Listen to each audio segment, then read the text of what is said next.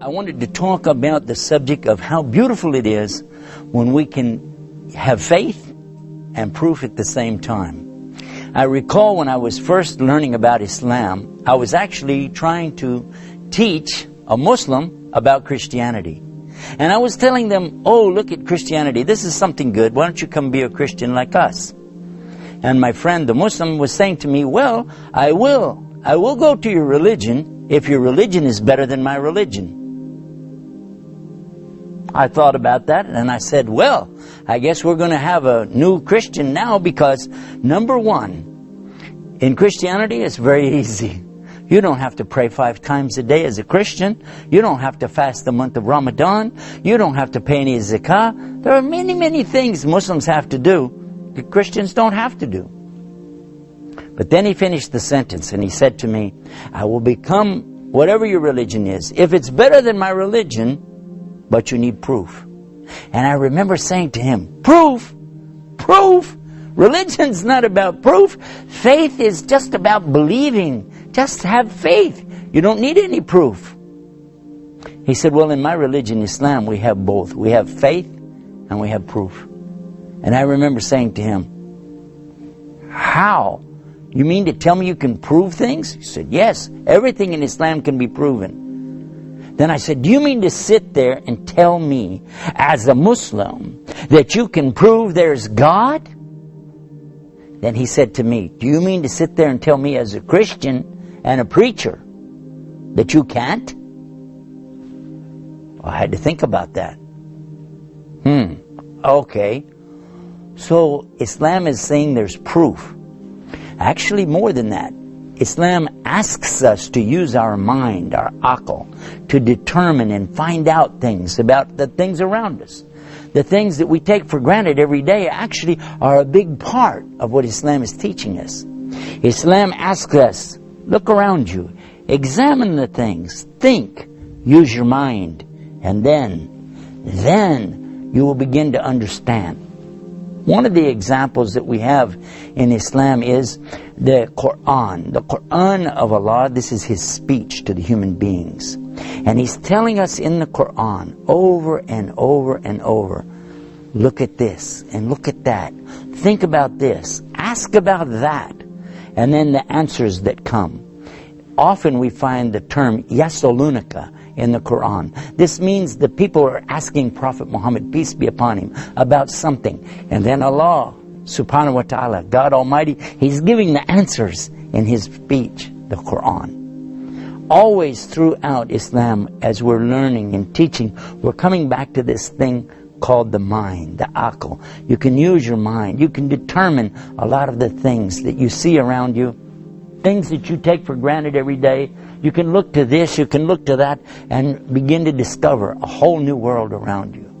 This is one of the beauties of Islam. I remember in the Quran, when I first read it the very first time, that it was telling me about this straight path. And I was thinking, what's that about? And here it is. You read it in the very opening of the Quran, in chapter 1, called Fatiha. There are only 7 verses. And listen to what it says. It says, Ihdina siratul mustaqim. Now we've talked about some of the other verses in the Quran, but today let's look at that. What does that mean? Ihdina. Well, ihdi is coming from hidayah, or guidance. Ihdina, guide us. Sirat, this is a straight path. Mustaqim. And this means the straight path which you're going to stay on this thing and you're going to go with it. How about the idea here that you've only asked for one thing out of 7 verses in this chapter? Only one thing you ask for, guidance.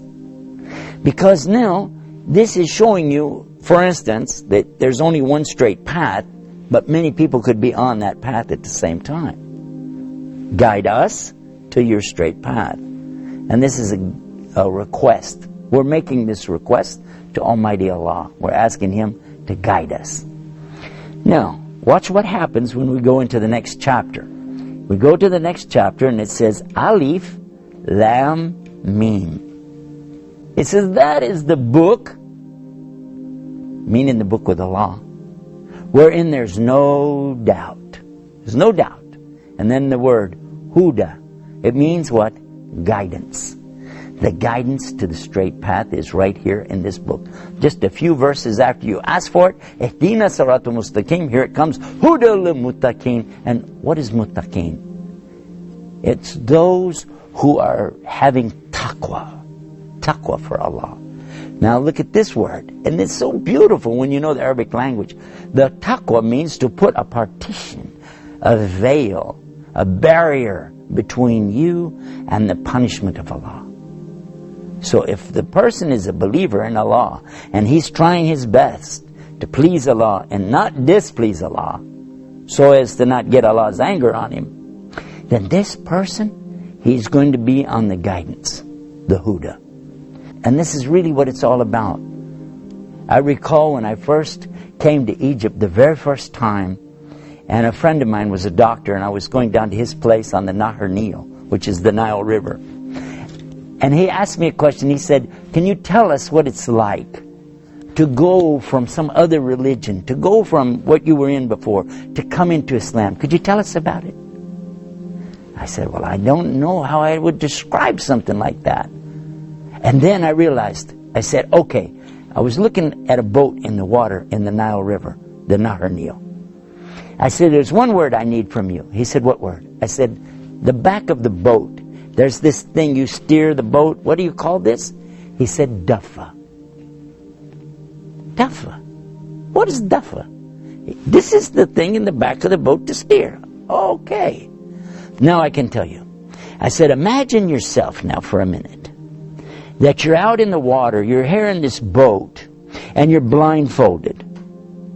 And you can't hear. Something's in your ears, your eyes are closed, and you have no duffa. You don't have a steering wheel. You're just in the boat. You feel the boat moving this way, and that way, and this way, and that way.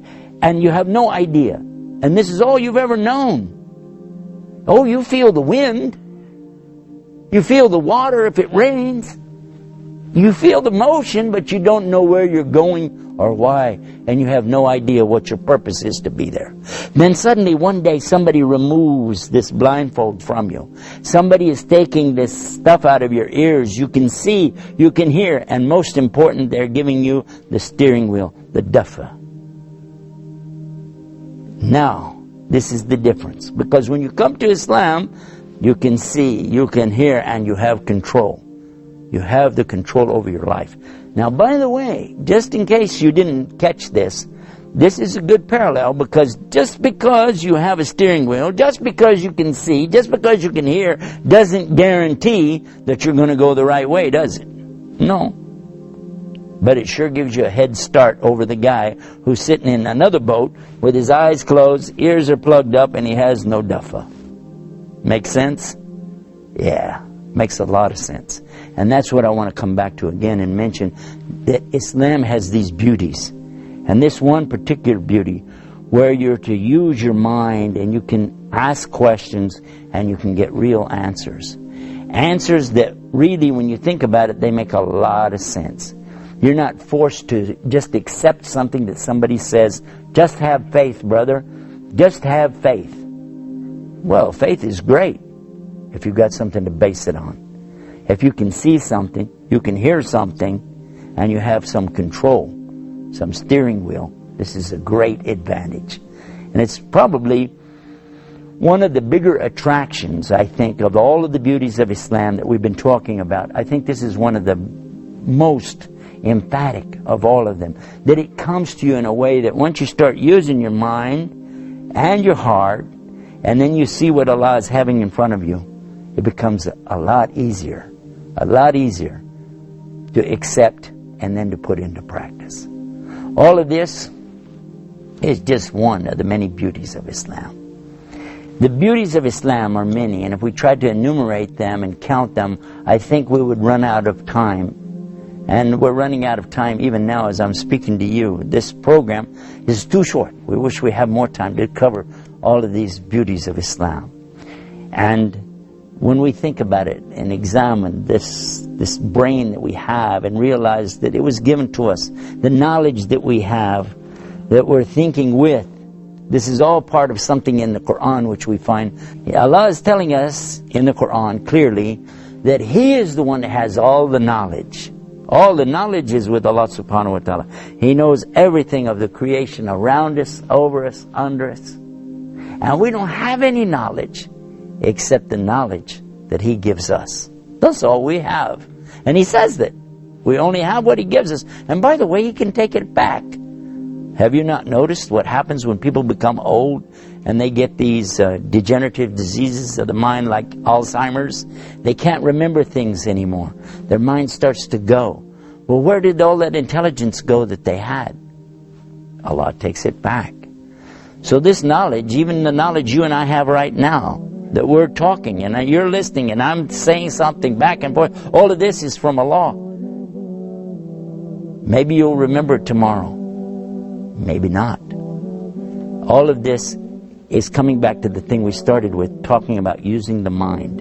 And the mind is a very important part of understanding Islam. And it's an important part of the beauties of Islam. Allah asks us in the Quran so many times using the expression, Alam tara kaifa. Don't they see how? Don't you notice how? Alam tara kaifa fa'ala rabbuka ashabal fil. Haven't you seen how your Lord dealt with the people of the elephant? This is one of the expressions Allah asks you. And He's asking you to use your brain, use your mind, think. So many times we've come to these beauties of Islam and we miss it. So I hope you don't miss it. I hope you will pay attention to this beautiful thing called the beauties of Islam. Until next time, this is Yusuf Estes reminding you about the beauties of Islam. Assalamu alaikum. When we open our eyes, that is where it starts. The journey of a soul. We're guessing this world, our temporary home. Convey the message to everybody of Islam with kindness and love.